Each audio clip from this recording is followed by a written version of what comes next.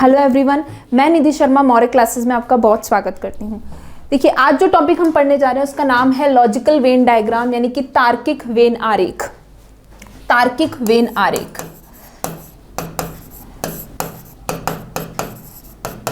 अब ये जो टॉपिक है वेन आरेख, जैसे कि नाम से पता चल रहा है आपको, यहाँ हम बात करेंगे वेन डायग्राम्स की, वेन आरेख की। वेन आरेख होता क्या है? वेन आरेख एक तरीके का पिक्टोरियल रिप्रेजेंटेशन होता है, एक तरीका चित्र होता है जिसकी मदद से हम दो तत्वों के बीच में या दो एलिमेंट्स के बीच में कुछ संबंध शो करते हैं, रिलेशन शो करते हैं। जब भी आपको किसी दो एलिमेंट्स के बीच में, दो तत्वों के बीच में चित्र के रूप में या पिक्टोरियल रिप्रेजेंटेशन करना हो तो हम हेल्प लेते हैं वेन डायग्राम्स की। तो ये टॉपिक आपके रीजनिंग में आता है और इससे दो पैटर्न के क्वेश्चन आपसे पूछे जाते हैं। पहला पैटर्न ये होता है जिसके अंदर आपको 2 या 3 एलिमेंट दिए होते हैं और उनमें संबंध दर्शाते हुए आपको उसका वेन आरेख बनाना होता है। और दूसरा पैटर्न होता है जिसमें आपको ऑलरेडी एक वेन डायग्राम या वेन आरेख बना हुआ दिया होता है और उससे फिर आपसे क्वेश्चन पूछे जाते हैं। तो दो पैटर्न है, एक जिसमें आपको वेन आरेख बनाना है और दूसरा जिसमें वेन आरेख बना हुआ होगा और उससे आपसे क्वेश्चन पूछे जाएंगे। तो पहले तो हम ये सीखेंगे कि वेन आरेख बनाते कैसे हैं। जैसा कि मैंने आपको बताया, वेन आरेख करेगा क्या? किसी भी 2 या 3 तत्वों के बीच में आपस में संबंध जो है, रिलेशनशिप, किस तरीके का रिलेशनशिप होगा, किस तरीके का संबंध होगा, उसको जब हम पिक्टोरियल रिप्रेजेंटेशन या चित्र के रूप में दर्शाते हैं तो उनको हम बोलते हैं वेन आरेख या वेन डायग्राम्स। अब देखिए, वेन आरेख की अगर मैं बात करूं तो बेसिकली जो वेन आरेख हैं वो 3 प्रकार के होते हैं या 3 टाइप्स के होते हैं। अगर ये बेसिक 3 टाइप्स हमें पता है तो फिर हम कोई सा भी वेन आरेख बना सकते हैं। मतलब किसी के बीच में किसी भी तरह का रिलेशन शो करना हो तो हम बना सकते हैं। 3 बेसिक डायग्राम हमें पता होना चाहिए। पहला है जब एक वर्ग दूसरे वर्ग में, या एक क्लास या एक एलिमेंट, कुछ भी आप कह लीजिए, दूसरे वर्ग में पूर्ण रूप से समाहित हो।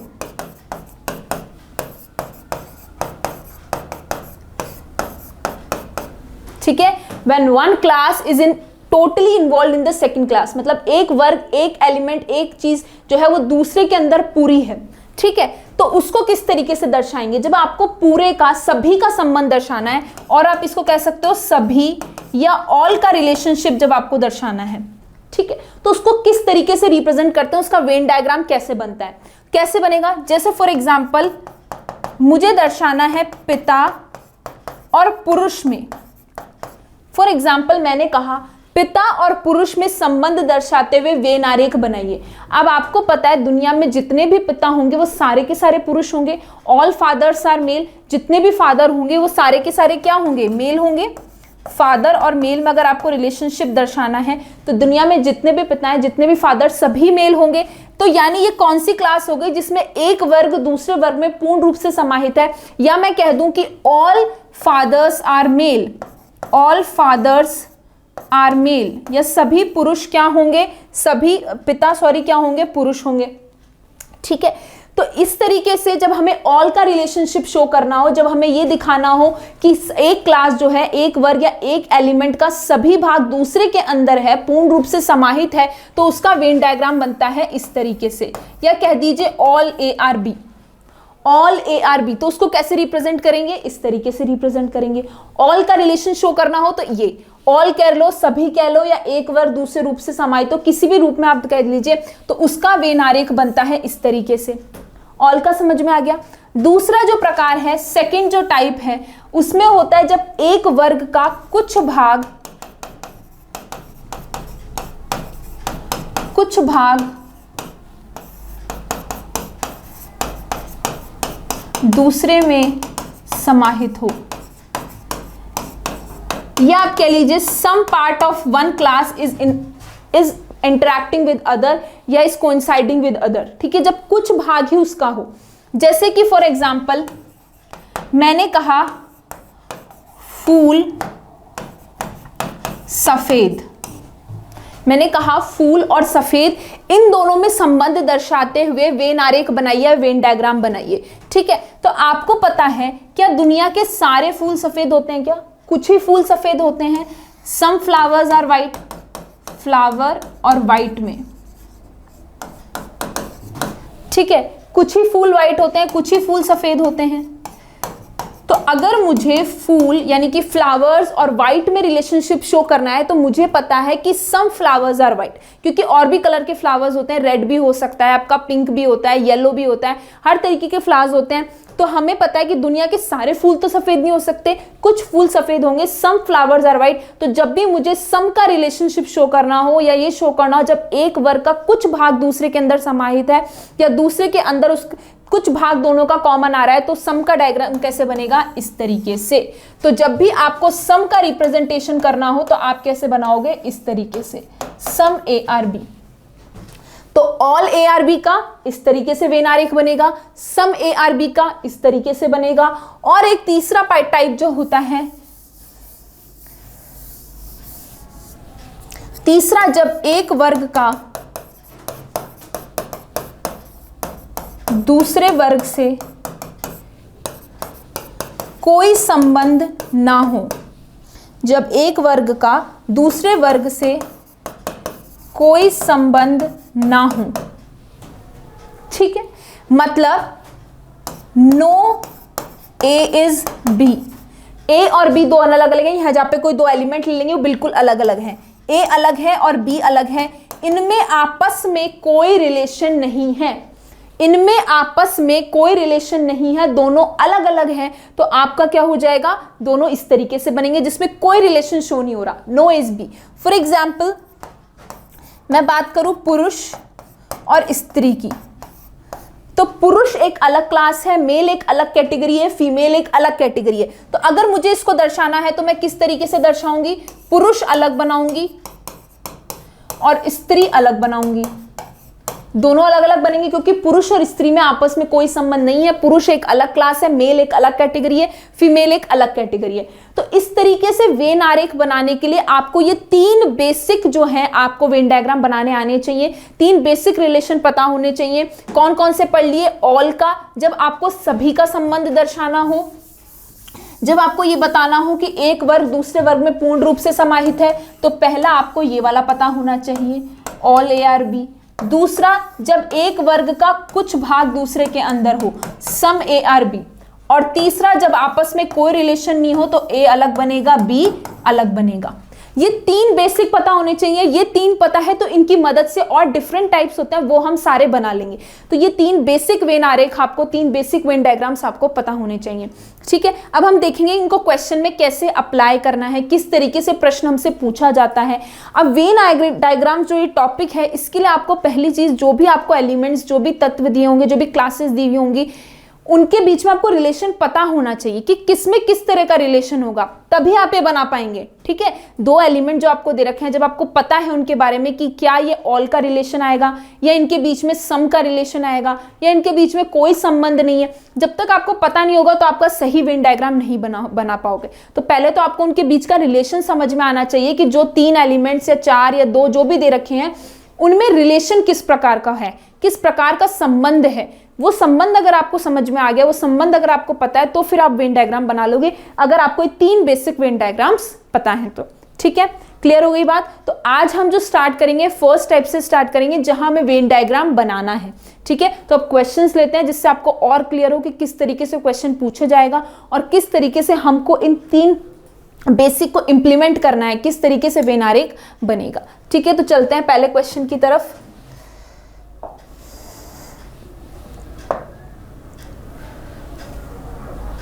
फर्स्ट क्वेश्चन देखिए,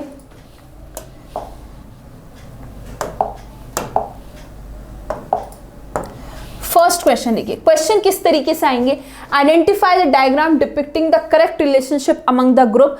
आपको ग्रुप दे रखे हैं या तीन वर्ग दे रखे हैं, तीन क्लास दे रखे हैं, तीन एलिमेंट, कुछ भी कह लीजिए, उनके बीच में सही रिलेशनशिप यानी सही संबंध दर्शाते हुए कौन सा वेन आरेख है वो आपको आइडेंटिफाई करना है। तो इसी तरीके से आपको ये तीन ग्रुप दिए हुए, यहाँ पे तीन एलिमेंट दिए होंगे क्वेश्चन में, जैसे यहाँ दे रखा है सप्ताह, दिन और साल, और आपको इस तरीके से चार ऑप्शन दिए होंगे जिसमें वेन आरेख बने होंगे। आपको चूज करना है कि इसमें से कौन सा वेन डायग्राम या कौन सा वेन आरेख सही है, ठीक है। एग्जाम में इसी तरीके से क्वेश्चन आएगा, तीन क्लासेस, तीन ग्रुप दिए हुए होंगे, चार ऑप्शंस दिए हुए होंगे, आपको उसमें से सही वेन आरेख चुनना है। तो वो चुनने से पहले हमें ये तो पता हो कि इनमें आपस में क्या रिलेशन है।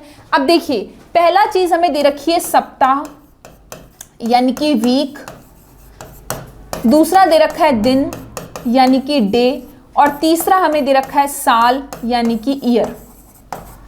ठीक है, ये 3 एलिमेंट्स हमको दे रखे हैं, या 3 ग्रुप्स आपको दे रखे हैं। सबसे पहले मैंने कहा जैसा अभी कि पहले आपको इनके बीच का रिलेशन तो पता हो कि इनके बीच में ऑल का रिलेशन है, सम का है, या कोई रिलेशन नहीं है। वो अगर समझ में आ गया फिर आप वेन डायग्राम सही बना लेंगे। तो पहले ये तो पता हो। अब आपको पता है, देखिए जो दिन है या डे है, उनसे क्या बनता है? सप्ताह। दिन मिला के एक सप्ताह के अंदर 7 दिन होते हैं, तो दिनों से क्या बनते हैं? सप्ताह। तो ये बन गया सप्ताह, और इसके अंदर कौन आ जाएगा? दिन। दिनों से मिलकर, सभी दिनों से मिलकर सप्ताह मिलते हैं, और दिन और सप्ताह मिलाकर क्या बनते हैं? हमारे साल बनते हैं। तो क्या रिलेशन आ गया? किस तरीके से हमने वेन आरेख बनाया कि हमें पता है सारे दिन या ऑल डेज जो हैं वो मिलकर वीक बनाएंगे या सप्ताह बनाएंगे। तो सारे दिन सप्ताह के अंदर आ गए, और सप्ताह और दिन से सप्ताह बन गए, और सप्ताहों से क्या बन जाएगा? महीने, और महीनों से साल। इस तरीके से तो सप्ताह और दिन मिलाकर क्या बन जाएगा? हमारा साल बन जाएगा। तो तीनों एक के अंदर एक आएंगे। इस तरीके से वेन डायग्राम बनेगा, all ARB and all BRC। ये कैटेगरी वाला वेन आरेख बनेगा। ठीक है, अगर मैं इनको ABC से रिप्रेजेंट कर दूं तो इस तरीके से बनेगा, सभी दिन सप्ताह में, सभी सप्ताह साल में। तो ऐसा कौन सा वेन आरेख है? ऑप्शन नंबर A आपका राइट आंसर है। ऑप्शन नंबर A आपका राइट आंसर है। तो इस तरीके से आपको क्वेश्चन को अटेम्प्ट करना है। पहले उनके बीच में संबंध समझने की कोशिश कीजिए, जो ग्रुप आपको दे रखे हैं उनमें किस तरह का संबंध होगा, किस तरह का रिलेशन होगा, और फिर उसके अकॉर्डिंग वेन आरेख बना दीजिए। जब आपको पता है कि सभी दिन सप्ताह है, और मुझे पता है सभी को दर्शाने के लिए वेन आरेख कैसे बनता है, इस तरीके से बनता है, तो मैंने सभी दिन को सप्ताह बना दिया। अब सभी सप्ताह मिलकर साल बनाएंगे, तो इस तरीके से मैंने इसको साल बना दिया। क्लियर? तो ऑप्शन नंबर A आपका राइट आंसर है। चलिए नेक्स्ट क्वेश्चन।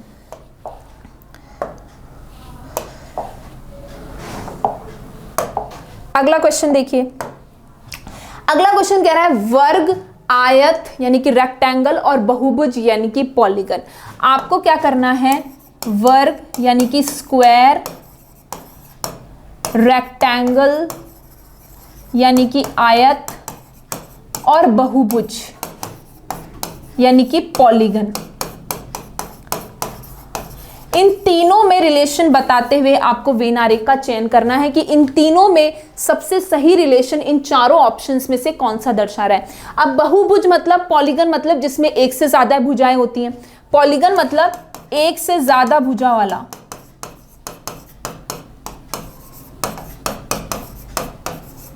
एक से ज्यादा भुजा वाला। अब आपको पता है स्क्वायर और रेक्टेंगल दोनों ही बहुभुज है, दोनों में एक से ज्यादा भुजाएं। आपको पता है स्क्वायर के अंदर कितनी होती हैं? 4 भुजाएं होती हैं। रेक्टेंगल के अंदर भी 4 होती हैं।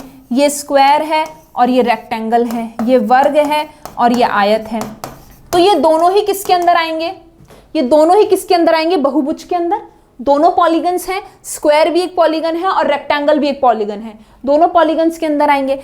अब एक और चीज, एक और प्रॉपर्टी आपको पता होनी चाहिए कि हर वर्ग एक आयत होता है। Every square is a rectangle.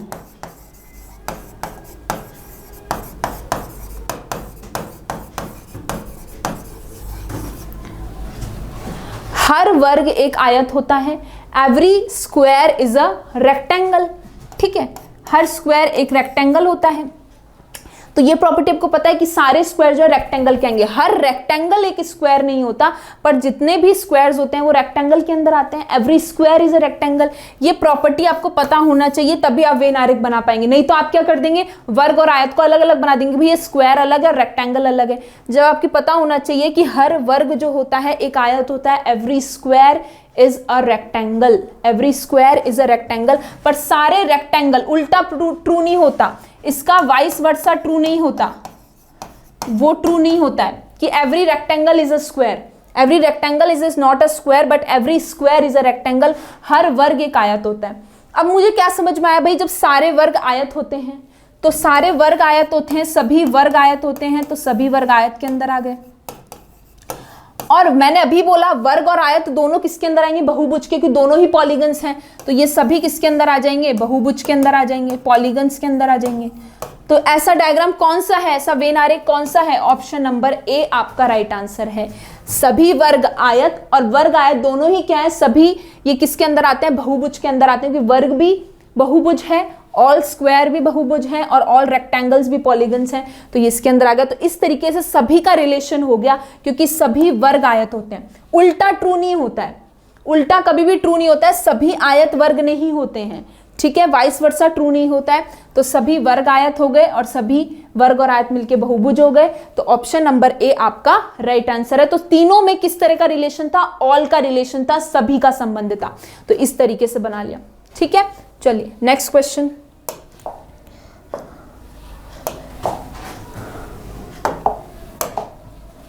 अगला क्वेश्चन देखिए, क्वेश्चन नंबर 3 आपसे कह रहा है चिंता यानी कि एंजाइटी, बुद्धि यानी कि इंटेलिजेंस, और स्ट्रेंथ यानी कि शक्ति, इन तीनों में रिलेशन बताते हुए आपको वेन आरेख बनाना है। इन तीनों में रिलेशन बनाते हुए आपको वेन आरेख बनाना है, ठीक है। एंजाइटी यानी इंटेलिजेंस और स्ट्रेंथ, इन तीनों में रिलेशन बनाते हुए आपको वेन आरेख बनाना है। अब देखिए एंजाइटी जो है, चिंता जो है, और इंटेलिजेंस जो है, क्या इन दोनों में कोई संबंध हो सकता है? दोनों अलग अलग चीजें हैं, चिंता अलग है, एंजाइटी अलग है और बुद्धि अलग है। इसी तरीके से शक्ति की बात करें या स्ट्रेंथ की बात करें तो वो अलग चीज है, ठीक है। इंटेलिजेंस दिमाग से बुद्धि की बात हो रही है, चिंता अलग चीज होती है, और स्ट्रेंथ जो होती है फिजिकल स्ट्रेंथ है, जो शक्ति होती है वो अलग। तो तीनों अलग अलग चीजें हैं। तो क्या इन तीनों में कोई संबंध हो सकता है? क्या इन तीनों में कोई रिलेशन हो सकता है? इन तीनों में कोई रिलेशन नहीं है, तो तीनों अलग अलग बनेंगे। चिंता अलग है, एंजाइटी अलग है, इंटेलिजेंस अलग है, और आपका स्ट्रेंथ अलग है। तीनों में आपस में कोई संबंध नहीं है। और जब हमें पता है जब किन्हीं दो एलिमेंट्स के बीच में कोई संबंध नहीं होता, अभी मैंने सबसे स्टार्टिंग बताया कि नो ए इज बी, तो दोनों कैसे बनते हैं? अलग अलग, कोई रिलेशन नहीं है। तो इन तीनों में आपस में कोई रिलेशन नहीं है, तीनों अलग अलग बनेंगे। तो ऐसा कौन सा ऑप्शन है? ऑप्शन नंबर डी आपका राइट आंसर है, क्योंकि तीनों में आपस में कोई संबंध नहीं है।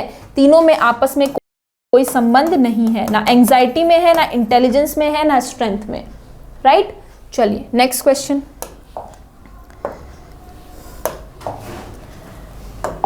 अगला देखिए, अगला आपका आ रहा है औरत, माँ और विधवा। अब आपका क्या है? वुमेन, मदर और विडोज, इन तीनों में संबंध बनाते हुए आपको रिलेशन बताना है। क्या आएगा? वुमेन है, मदर्स है और विडोज है। अब एक बात बताइए, जितनी भी विधवा होंगी, माँ और औरत, दुनिया में जितनी भी माँ होंगी वो सारी औरत होंगी। जितनी भी मदर्स होती हैं, सारी की सारी मदर क्या होती है? फीमेल्स होती हैं, औरत होती हैं। तो सारी माँ औरत होंगी, ठीक है। और दूसरी चीज, विधवा की अगर मैं बात करूं तो क्या होगा? विधवा भी सारी की सारी औरतें होंगी। भाई विधवा उन्हीं को तो बोलते हैं। देखिए विधवा हमेशा वर्ड किसके लिए यूज होता है? औरत के लिए यूज होता है। जिसके पति की मृत्यु हो जाती है उसको विधवा कहा जाता है। तो विधवा भी औरत होंगी। और विधुर शब्द यूज होता है जिनकी पत्नी की मृत्यु हो जाती है। तो विधुर शब्द जो होता है वो हमेशा पुरुष के लिए यूज होता है, ठीक है। तो अब यहाँ विधवा बोला है तो आपको पता है जितनी भी विधवा होंगी, जितनी भी विडोज होंगी, वो भी क्या होंगी? औरत होंगी, वुमेन होंगी, ठीक है। तो सारी विधवा भी औरत हैं और सारी माएँ भी औरत हैं। पहली चीज तो ये समझ में आई। दूसरी चीज क्या समझ में आएंगी? आपको पता है कुछ माँ विधवा भी हो सकती हैं, कुछ मदर्स हो सकती हैं। सम मदर्स कैन बी विडोज, कुछ माएँ विधवा हो सकती हैं। तो सबसे पहली बात तो ये बनाएंगे कि कुछ माँ विधवा हो सकती हैं। ये मदर है और ये विडो है।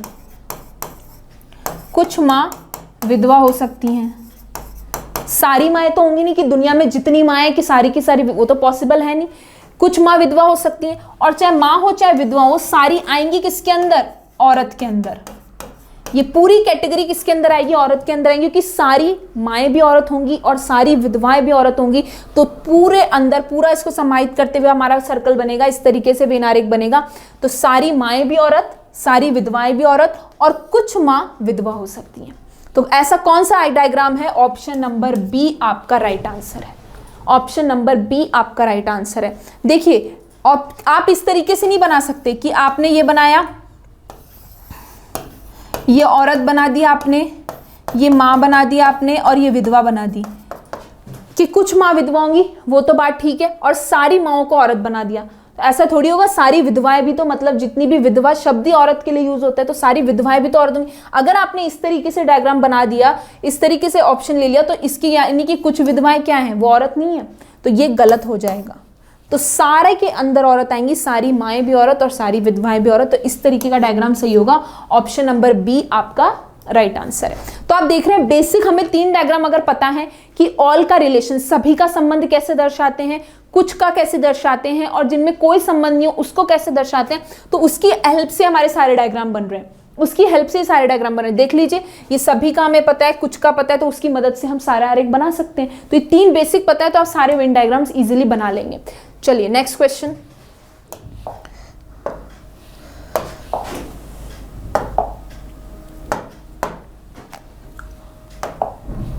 अगला क्वेश्चन देखिए, फ्लावर्स, क्लोथ्स और व्हाइट, फूल, कपड़े और सफेद, इन तीनों में संबंध दर्शाते हुए आपको वेन आरेख बनाना है। फूल यानी कि फ्लावर्स, कपड़े यानी कि क्लोथ्स और सफेद यानी कि व्हाइट। अब आपको एक चीज तो पता है, अगर मैं फूल और कपड़े की बात करूं तो इन दोनों में आपस में कोई संबंध नहीं है। फूल एक अलग चीज है और कपड़ा अलग चीज है, फ्लावर्स अलग चीज है और क्लोथ्स अलग चीज है। क्या फ्लावर्स और क्लोथ्स में कोई रिलेशन हो सकता है? इन दोनों के बीच में तो कोई रिलेशन नहीं है। अब बात आई व्हाइट की, तो आपको पता है कि कुछ कपड़े व्हाइट हो सकते हैं, कुछ क्लोथ्स व्हाइट कलर के होते हैं, व्हाइट कलर की शर्ट्स होती है, व्हाइट कलर की पैंट्स होती है, तो सभी कपड़े तो व्हाइट नहीं होते, लेकिन कुछ कपड़े व्हाइट होते हैं। और इसी तरीके से कुछ फूल भी व्हाइट हो सकते हैं ना भाई, कुछ फूल भी व्हाइट हो सकते हैं और कुछ कपड़े भी व्हाइट हो सकते हैं। तो हम क्या करेंगे, बीच में किसको रखेंगे? सफेद को। देखिए डायग्राम कैसे बनेगा। अब इसका कुछ भाग किस में जाएगा? इसका कुछ भाग जाएगा फूल के अंदर, और इसी का कुछ भाग जाएगा किसके अंदर? कपड़े के अंदर। क्यों? क्योंकि फूल और, अब देखिए इस वेन आरेख से फूल और कपड़े में कोई संबंध नहीं, क्योंकि आपको पता है फूल अलग चीज है और कपड़ा अलग चीज है, ये दोनों अलग अलग हैं, इनमें कोई रिलेशन नहीं है। कोई फ्लावर अलग कैटेगरी है, क्लोथ्स अलग कैटेगरी है, तो इन दोनों में तो कोई रिलेशन नहीं है। लेकिन हाँ, कुछ कपड़े सफेद हो सकते हैं और कुछ फूल सफेद हो सकते हैं। ठीक है, तो करेक्ट वेन डायग्राम कैसे बनेगा? बीच में सफेद को रखा, इसका कुछ भाग कपड़े में और कुछ भाग फूल में। अब इसके अकॉर्डिंग फूल और कपड़े में कोई रिलेशन नहीं है। बिल्कुल सही है। तो ऐसा कौन सा ऑप्शन है आपका? ऑप्शन नंबर बी आपका राइट आंसर है। तो इस तरीके का वेन डायग्राम जहां पर एक एलिमेंट का कुछ भाग किसी दूसरे के अंदर है और कुछ भाग किसी तीसरे के अंदर है, लेकिन ये जो पहला और तीसरा इनमें आपस में कोई रिलेशन नहीं है। ठीक है, समझ रहे हैं? अगर मैं इसको ए मान लूं, इसको बी मान लूं और इसको सी मान लूं, तो बी का कुछ पार्ट सी के अंदर है और बी का कुछ पार्ट ए के अंदर है, बट ए और सी के अंदर कोई रिलेशन नहीं है। ठीक है, तो ऑप्शन नंबर बी आपका राइट आंसर है। चलिए नेक्स्ट क्वेश्चन।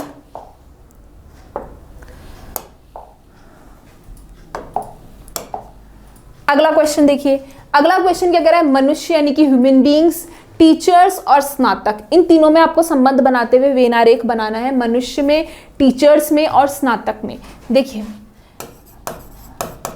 मनुष्य, टीचर और स्नातक। स्नातक मतलब ग्रेजुएट, जिसने कोई ग्रेजुएशन डिग्री ले रखी हो, जिसने 12th के बाद कोई 3 इयर्स का या 4 इयर्स का जो भी ग्रेजुएशन कोर्स होता है वो कर रखा हो, बीए, बीकॉम, बीएससी जो भी है।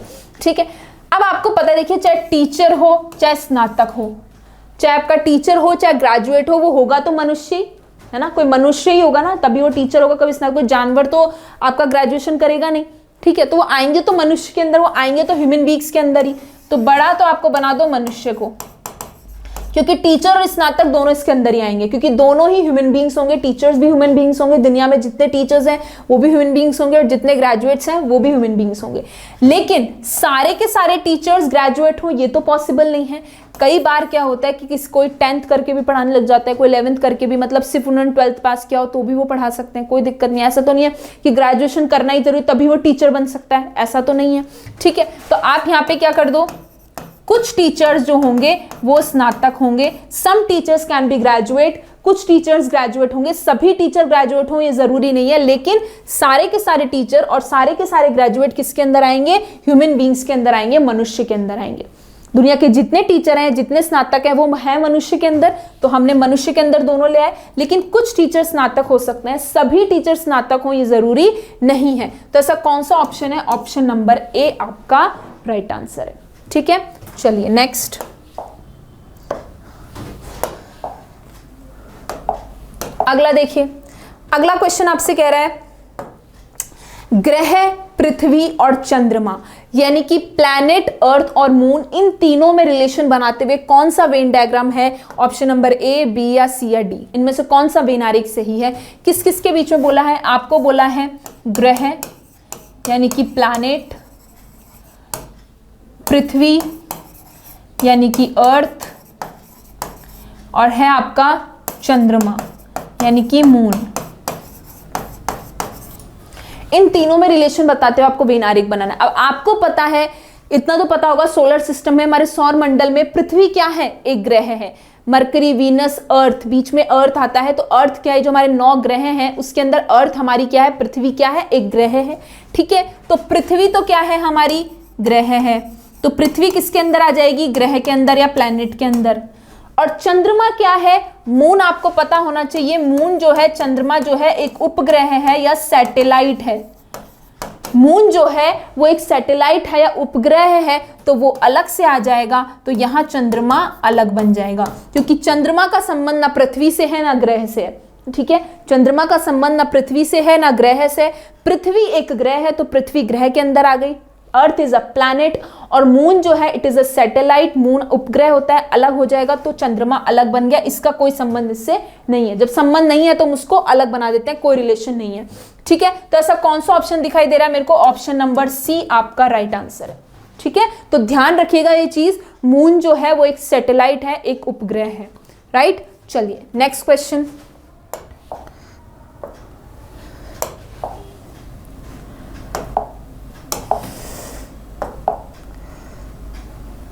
चलिए नेक्स्ट क्वेश्चन क्या कह रहा है? आपको बताना है सोना यानी कि गोल्ड, चांदी यानी कि सिल्वर और गहने यानी कि ऑर्नामेंट्स, इन तीनों में रिलेशन बनाते हुए कौन सा वेन आरेख सही है? गोल्ड, सिल्वर और ऑर्नामेंट्स।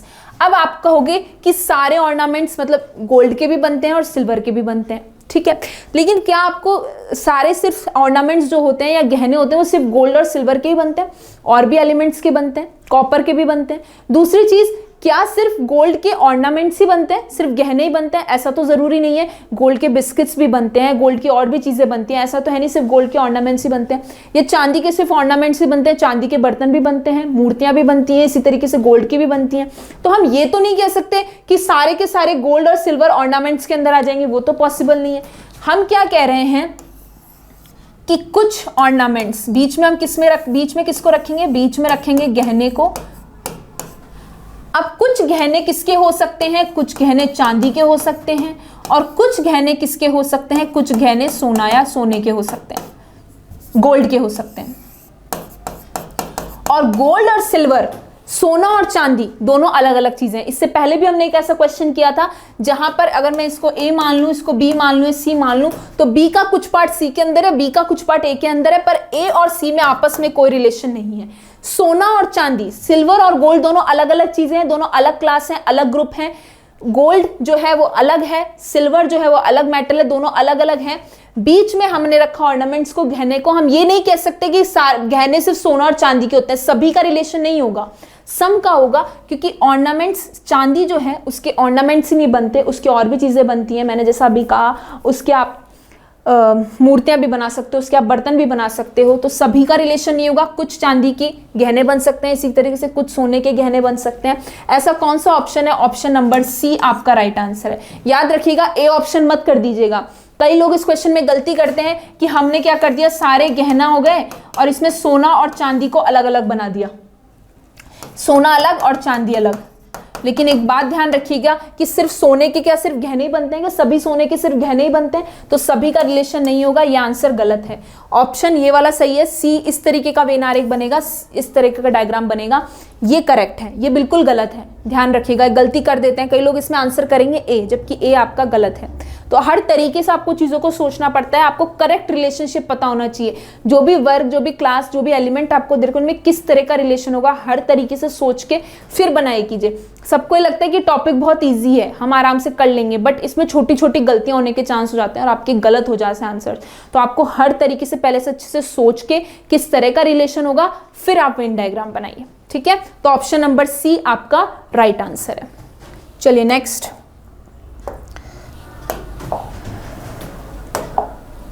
अगला देखिए, सन, स्टार एंड मून, सूर्य, तारा और चंद्रमा, इन तीनों में रिलेशन बनाते हुए आपको वेन आरेख बनाना है, सूर्य में, तारा में और चंद्रमा में। अब देखिए, अभी पिछले क्वेश्चन में मैंने आपको बताया था कि मून तो क्या है, चंद्रमा क्या है, एक उपग्रह है या सैटेलाइट है, पृथ्वी क्या है, अर्थ क्या है, एक ग्रह है, एक प्लैनेट है। अब ये भी बात आपको पता होनी चाहिए कि जो सन होता है, सूर्य होता है, वो एक तारा होता है, सूर्य एक तारा होता है, sun is a star, sun is a star. ये चीजें आपको हमारी जो सौरमंडल है, जो हमारा सोलर सिस्टम है, उसके बारे में पता होनी चाहिए कि कौन सा क्या है। कई लोगों को नहीं पता होता, बट सूर्य जो होता है वो एक तारा है, सन इज अ स्टार। ठीक है, तो अब इसमें जब रिलेशन बताना है, जब आपको पता है कि सन स्टार होता है, तो सूर्य जो है वो किसके अंदर आ जाएगा, तारा के अंदर आ जाएगा, और चंद्रमा का इनसे कोई संबंध नहीं है, तो चंद्रमा अलग से बन जाएगा। ऐसा कौन सा ऑप्शन दिखाई दे रहा है आपको, ऑप्शन नंबर ए आपका राइट आंसर है। ठीक है, तो मून जो है वो एक सैटेलाइट है, उपग्रह है, सूर्य जो है वो एक तारा है, एक स्टार है, और पृथ्वी जो है वो एक ग्रह है। ये बातें आप ध्यान रखना, इस तरह क्वेश्चन आते हैं एग्जाम में, बहुत बार पूछा गया है, और बच्चे गलती कर देते हैं क्योंकि उनको पता नहीं होता कि सूर्य एक तारा है। वो क्या करेंगे, तीनों अलग अलग बनाएंगे, वो आंसर देंगे ऑप्शन नंबर सी, सूर्य अलग, तारा अलग और चंद्रमा अलग। इसलिए आपको करेक्ट चीजें पता होनी चाहिए कि सूर्य एक तारा होता है, इसके अंदर आएगा, और चंद्रमा अलग बनेगा। ऑप्शन नंबर ए आपका राइट आंसर होगा। मुझे पता है 80% लोग इसका आंसर करेंगे ऑप्शन नंबर सी, जो कि गलत है। ठीक है, चलिए नेक्स्ट क्वेश्चन,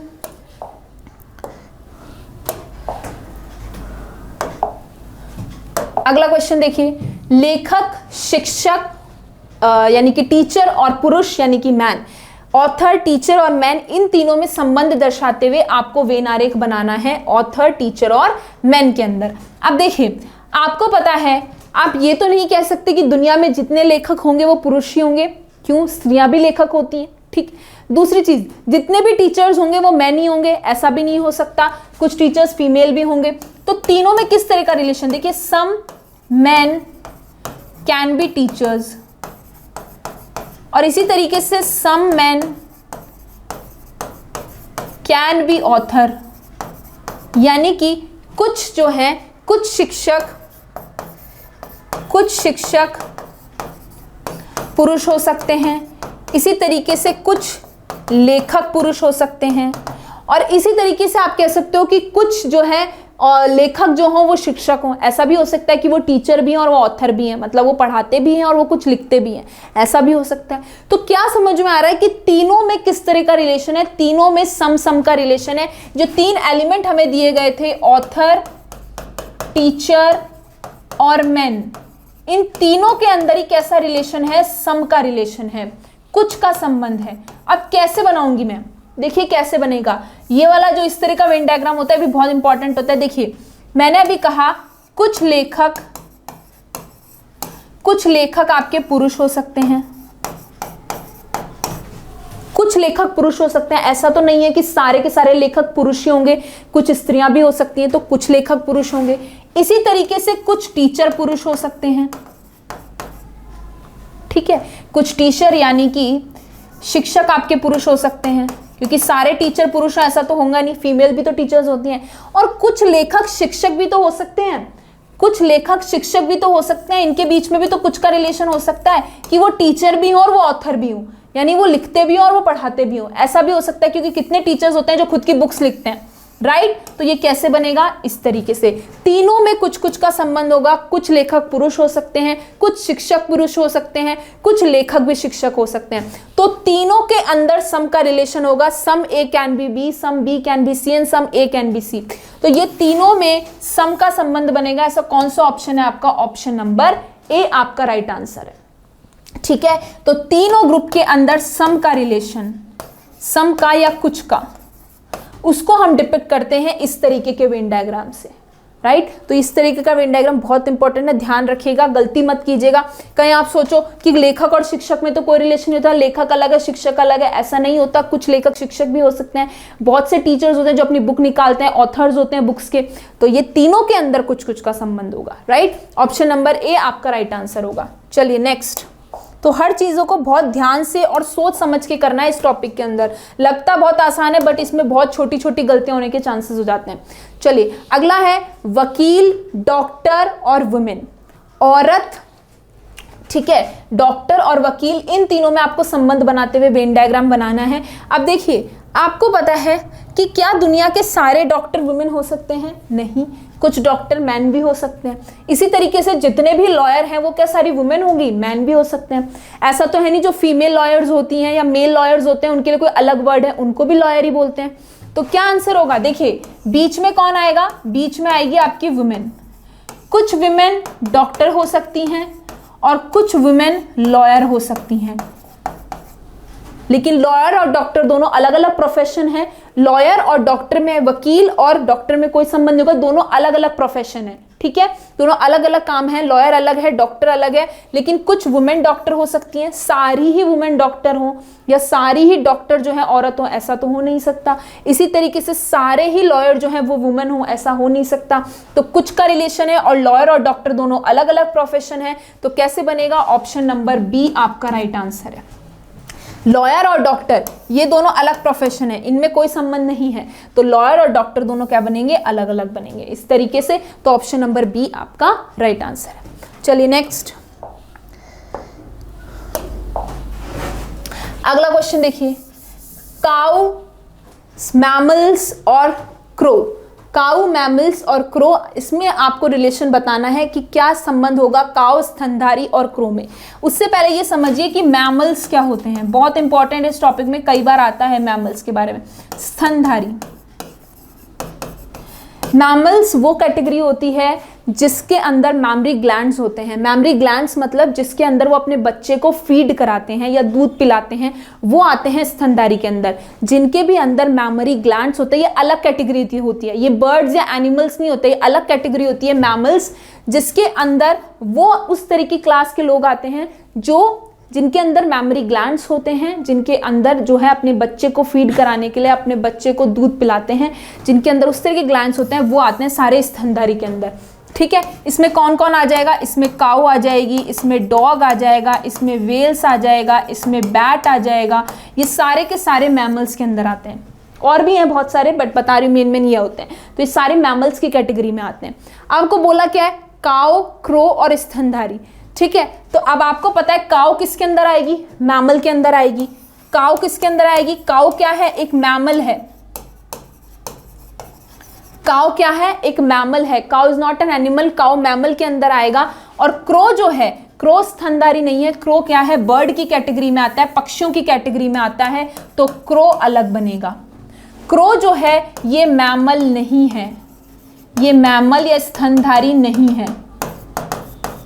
क्रो जो है स्तनधारी की कैटेगरी में नहीं आता है, किसकी कैटेगरी में आता है? बर्ड की या पक्षियों की कैटेगरी में। तो क्रो अलग है, काऊ जो है वो मैमल के अंदर आएगा, क्रो अलग है। तो ऐसा कौन सा ऑप्शन है आपका? Option number A right answer है। ध्यान रखिएगा स्तनधारी, कई बार इसमें बहुत सारे जो क्वेश्चंस होते हैं वेन डायग्राम्स के अंदर, उसमें एक वर्ड दिखेगा आपको स्तनधारी मैमल्स। तो आपको पता होना चाहिए मैमल्स कौन कौन से हैं, क्या होते हैं मैमल्स, तभी आप सही कर पाएंगे। आपको नहीं पता है तो फिर क्वेश्चन गलत हो जाएगा, ठीक है। समझ में आ गया मैमल्स क्या होते हैं? कौन मैंने तो सिर्फ 4-5 नाम बताए, बहुत सारे एनिमल्स होते हैं जो मैमल्स की कैटेगरी में आते हैं और ये एक अलग कैटेगरी होती है, ठीक है। चलिए ऑप्शन नंबर ए आपका राइट आंसर है। चलिए नेक्स्ट क्वेश्चन देखिए, फिर एक और क्वेश्चन आ गया। आपसे बोला गया है ब्लू व्हेल, फिश और क्रोकोडाइल। अब कई लोग क्या करेंगे इस क्वेश्चन में, सब सोचेंगे कि ब्लू व्हेल तो एक फिश होती है, एक मछली होती है। अब फिर से बता दूं, अभी थोड़ी देर पहले मैंने बताया कि जो ब्लू व्हेल है वो मैमल्स की कैटेगरी में आती है। ब्लू व्हेल जो है मैमल की कैटेगरी में आती है। ब्लू व्हेल जो है फिश नहीं है, ब्लू व्हेल फिश नहीं है।